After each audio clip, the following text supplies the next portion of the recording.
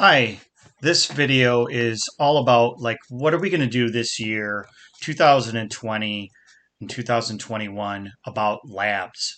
And so I just want to show you a couple of the things that we're going to do. First, I want to let you know that we are going to put together some kits, that individual kits. I'm busy putting some of these things together so that students can take with them. They keep all the materials, and when they're all done with them, they would turn them back in and, no one else is going to handle them. So that's one thing, to try to protect ourselves against the virus. Um, the other thing is we're going to be using a lot of simulations, and I've really been doing a lot of searching around for some decent simulations that will really kind of go into some of the data analysis that they're going to need to do for this AP Bio curriculum. So I wanted to show you some of those things and give you an idea of what we're going to do. So let me bring some of those up. So the first thing we're going to use is this thing called Pivot Interactives.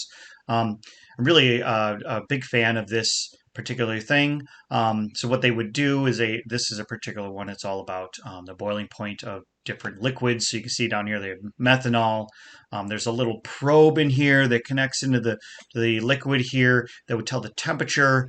And I can also click this little widget and bring up a timer, and I can let it play. And this is, as you can see, the temperature is going up as it's being heated, and they're looking for the point where it starts to boil. I'll bring it in over here and we'll play it over here, and it should start to boil. You can see it's starting to boil right around there. And okay, and so they would then record this in this data table down here. I can change which liquid they're going to look at. So let's look at ethanol, and they would do the same thing. So let's play this one. And I'll move it up a little bit here. It's going up, going up. You see, it's also keeping track of the time. And here it comes, starting to boil there. Okay, so 77 on that one. So, there's that, and they would do in here some questions that go along with it. And some parts, there's some other parts in here. They would do some graphing. So there's another one of these widgets here, and they would do some graphing and a lot of analysis kind of questions. So that's one particular one. I really like this because they're able to change the variables and see what happens. This is Explore Learning, and they have these things called STEM cases. So I'm going to click on this, and it goes through a little scenario, and I can collect some data. And so I'm going to take some sample of blood from this young girl here and analyze the data. So there's normal range, and they would bring into what actually Lucy's one is. So you can see it's a little bit low in this in their white blood cell count. And so it really kind of walks them through a particular scenario. And in the end, in the handbook part, then it kind of walks through what the background of the particular case is all about. So this is kind of like the background. The case is kind of like the lab situation in here. So let's explore learning STEM cases, which I really like as well. Now I'm going to jump over to here. Close that one so I don't hear the music anymore. This is there's an AP Bio teacher. I became friends with. He is out in Minnesota, I believe. So what he's done is created these little simulations to see what happens. So on these, there's like these dials. I can change the amount of stuff. I can, decide whether I want this lactase enzyme over here or not, and I can let it run. And you can see it produces that. Well, what happens if I change it? I reset this, and now you can see a little bit different here.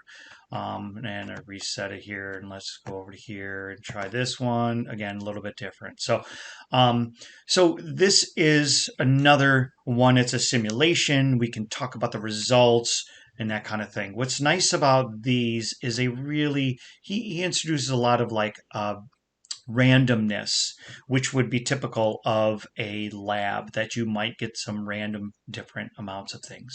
So let me jump over here to Lobster. It looks like it's still loading up. This particular site is very, very intensive in terms of the graphics and stuff, so it tends to take a little while to get things going. So I'm going to come back to this. Hopefully it loads up. And go to Data Classroom. What Data Classroom is, you log in here, is a real good way to analyze the particular data. So I'm going to just pick some particular one here. Don't actually know what it is, but so it has all this data on here. And what I really love about this is I can prepare a data set. And so it goes through, I'm just going to run through this very, very quickly here. And it can go through a statistical analysis showing the students what's actually going on in this. So test and demonstration, and I'm going to go. And it's going to create this little analysis of what's going on here. So I'm going to make a guess as to what it might be. I think it's going to be over here. That actually is real. Done. And next. And so it brings that up. So I'm going to estimate the mean. I'm going to estimate the mean to be right about there. And this mean, I think, is a little bit lower, right about there. And next, done. Next. And it's going to actually calculate the means for me.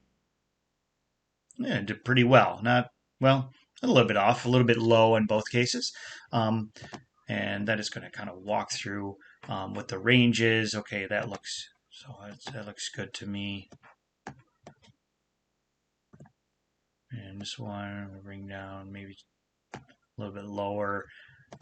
So what this does, it really kind of shows them what goes on when you're making these really advanced statistical calculations without getting bogged down in the calculations. So, and I'll keep going with this so it shows the difference. But let me jump back and see if this is ready. This is ready to go. So here is Lobster. So Lobster is really kind of some high-tech visual kind of Welcome stuff to the here. Cell Membrane and Transport Simulation. So I am your assistant, Dr. One. And it Today, kind of walks you will assess through a scientific project using synthetic cells to see if they can help save the world. Let's get you set up for lab work so you can explore the lab to find out exactly why you are here. This simulation uses voiceovers. If you don't have audio, click the speaker symbol on the top right of your lab. Just to give you an idea of what that happens in that one. And the last one here is Eduflow. Eduflow is kind of a nice way for kids to do revisions and to figure things out and kind of work collaboratively, even if they can't use the materials. And this one, we're going to be doing the next unit, is they're trying to figure out what type of cell this unknown cell happens to be. And there's a lot of different steps as they go here to do a very complex laboratory. And so that's it. I mean, we're still going to try to do some labs in the classroom for sure. And right now we're kind of in flux because we don't have our science area is under construction, and so we don't have all the materials ready to go. But in the meantime, we have a lot of this going on. And so students could actually do some of this on their own at home.